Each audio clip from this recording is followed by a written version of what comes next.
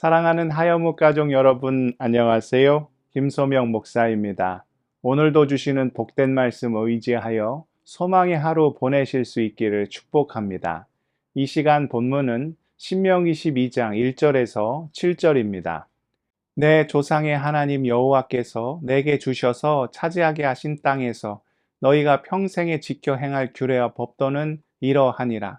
너희가 쫓아낼 민족들이 그들의 신들을 섬기는 곳은 높은 산이든지 작은 산이든지 푸른 나무 아래든지를 막론하고 그 모든 곳을 너희가 마땅히 파멸하며 그 제단을 헐며 주상을 깨뜨리며 아세라상을 불사르고 또 그 종악한 신상들을 찍어 그 이름을 그곳에서 멸하라. 너희의 하나님 여호와께서는 너희가 그처럼 행하지 말고 오직 너희의 하나님 여호와께서 자기의 이름을 두시려고 너희 모든 지파 중에 택하신 곳인 그 계실 곳으로 찾아 나아가서 너희의 번제와 너희의 제물과 너희의 11조와 너희 손의 거제와 너희의 서원제와 낙헌 예물과 너희 소와 양의 처음 난 것을 너희는 그리로 가져다가 드리고 거기 곧 너희의 하나님 여호와 앞에서 먹고 너희의 하나님 여호와께서 너희의 손으로 수고한 일에 복주심으로 말미암아 너희와 너희의 가족이 즐거워할지니라. 아멘. 우리가 자동차를 운전해서 어떤 목적지에 이르려 할 때 생각해 보면 그 과정에서 지켜야 할 규칙이 참 많다는 걸 깨닫게 됩니다. 먼저 안전벨트를 매야 하지요. 저같이 성격 급한 사람에게는 이것이 꽤 거추장스럽게 느껴집니다. 보통은 출발하기 전에 안전벨트를 매야 하는데 처음 운전을 할 때 습관이 잘 안 들어서 출발을 하고 나서 운전하는 도중에 안전벨트를 매는 경우가 많았습니다. 꼬리가 길면 잡힌다고 하루는 경찰에게 걸렸습니다. 마침 집 앞 교통경찰이 서 있었는데 벨트를 매지 않고 출발하려는 저를 발견하고 붙잡더군요. 그리고는 한 번은 봐줄 테니 다음부터는 절대 그러지 말라고 주의를 주었습니다. 그 마음씨 좋은 경찰 아저씨 덕분에 지금은 꼭 안전벨트를 먼저 하고 운전을 시작합니다. 그렇게 본격적으로 도로를 나서게 되면 지켜야 할 규칙은 훨씬 더 많아집니다. 교통 신호도 지켜야 하고 차선도 준수해야 하고 제한 속도도 넘지 말아야 하지요. 미국에 와서 가장 적응하기 힘들었던 규칙 중에 하나가 노턴 레드입니다. 빨간 신호등에서는 절대 오른쪽으로 회전할 수 없다는 규칙입니다. 보통 아무런 방해를 받지 않고 충분히 가능하다 생각이 들면 빨리 가고 싶은 마음에 오른쪽으로 턴을 하지요. 그런데 노턴 레드라는 표지판이 서 있을 때는 그 어떠한 경우에도 할 수 없고 특히 맨하튼과 같은 대도시에서는 그 표지판이 없는 곳에서도 턴을 해서는 절대 안 됩니다. 만약 했다가 경찰에게 걸릴 시에는 막대한 벌금을 물어야 할 뿐만 아니라 큰 벌점도 받게 되지요. 그럼 왜 이런 복잡하고 또 거추장스러운 규칙들이 존재하는 것일까요? 안전벨트를 안 하면 얼마나 편합니까? 특히 겨울에 두꺼운 옷을 입고 있을 때는 좀 끼는 것처럼 느껴지기도 하고 입구에서 주차권을 뽑거나 혹은 드라이브 스루 방식으로 은행을 이용할 때는 얼마나 성가신지 모릅니다. 또 아무 데서나 턴을 할 수 있으면 자유롭고 또 보다 빠르게 목적지에 도착할 수 있겠지요. 그럼에도 그 규정들을 지켜야 할 이유는 너무나도 분명합니다. 경찰에게 걸리거나 벌금을 내야 하는 것보다 더 근본적인 까닭이 있지요. 무엇입니까? 안전입니다. 자동차를 이용하는 모든 이들이 보다 안전하게 목적지에 도착을 하기 위함이지요. 5분 먼저 가려다 50년 먼저 간다는 말이 있듯 빨리 가는 것보다 중요한 것은 언제나 안전하게 가는 것입니다.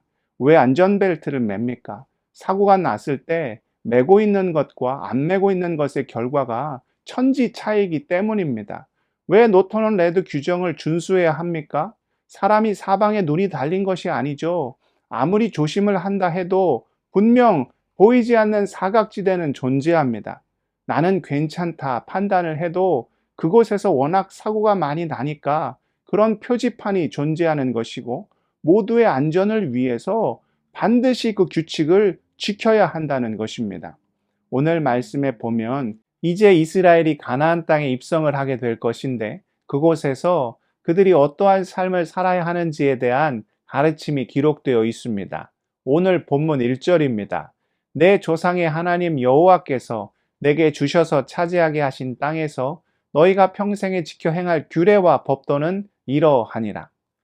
하나님께서는 왜 이런 자칫 성가실 수 있고 거추장스러울 수 있는 여러 규칙들을 그들에게 지키라 명령하신 것일까요? 이후에 기록된 자세한 규정들을 살펴보면 오직 주님께만 경배하고 택하신 곳에서만 예배하며 정해진 방식으로만 예물을 드리고 허락된 장소에서만 음식을 나누라 이야기하셨습니다.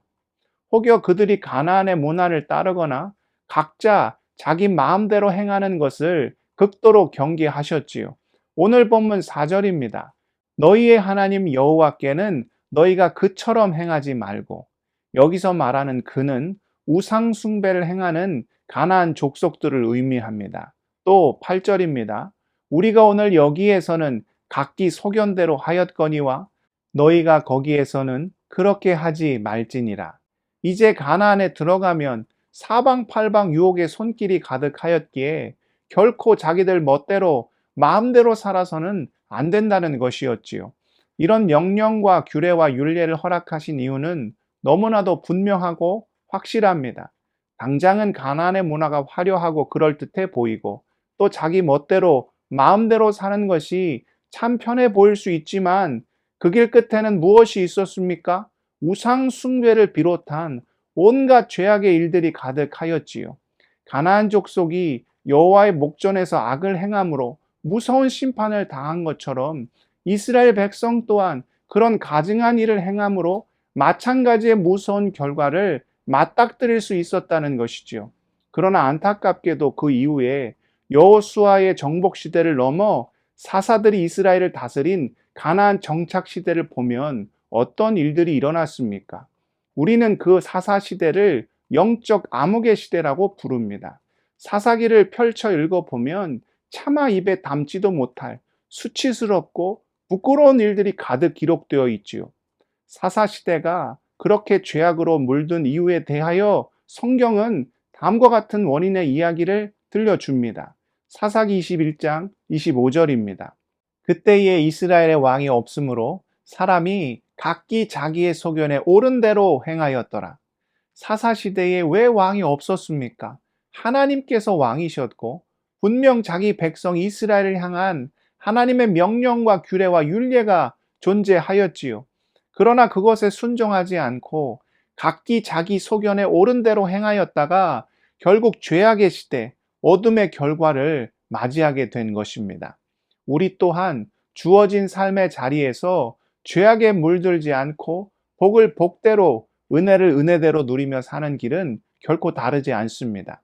가정과 일터, 무엇보다 교회 공동체 가운데 말씀의 안전벨트를 매고 거룩과 진리의 브레이크를 밟으며 세상의 방식이나 혹은 각기 자기 소견에 옳은 대로 행하는 영적 어리석음이 아니라 오직 주의 뜻에 순종하고 복종하는 하나님의 백성, 주의 자녀다운 모습을 반드시 취해야 하지요. 때로는 주의 길을 걷는 것이 돌아가는 길처럼 보이고 더디 가는 것처럼 느껴질 수도 있습니다. 그러나 그 좁은 길, 십자가의 길 끝에 복이 있고 구원이 있고 그 누구도 빼앗아갈 수 없는 영생의 기쁨이 있지요. 오늘 하루도 진리의 안전벨트를 매고 주의 인도하심 가운데 온전히 순종함으로 예비된 복의 목적지까지 안전하게 도착하실 수 있는 모든 믿음의 지체들 다 되시기를 축복합니다. 기도하시겠습니다. 사랑의 하나님, 우리는 무엇을 바라보고 누구를 의지하며 살아가고 있습니까? 오늘도 주신 말씀 마음에 새겨 온전히 순종함으로 예비된 복의 목적지까지 안전하게 도달하는 하나님의 귀한 자녀들 다 될 수 있도록 우리의 삶을 주장하여 주옵소서. 지금도 병상에 누워 눈물을 흘리며 기도하는 모든 환우들 그 못 박힌 손으로 친히 안수하여 주시고 삶의 어려움의 일들, 가정과 일터, 자녀, 또 신분과 모든 어려움의 일들 주님께 아뢰며 고백하며 나아갈 때 흠양하여 주시고 주 안에서 승리케 하여 주시사 영광과 감사와 찬양 가운데 거할 수 있도록 아버지여 우리의 삶을 주장하여 주시고 온전히 인도하여 주옵소서. 오늘 하루의 삶도 주님께만 올려드리오며 존귀하신 예수 그리스도의 이름으로 간절히 기도드리옵나이다. 아멘.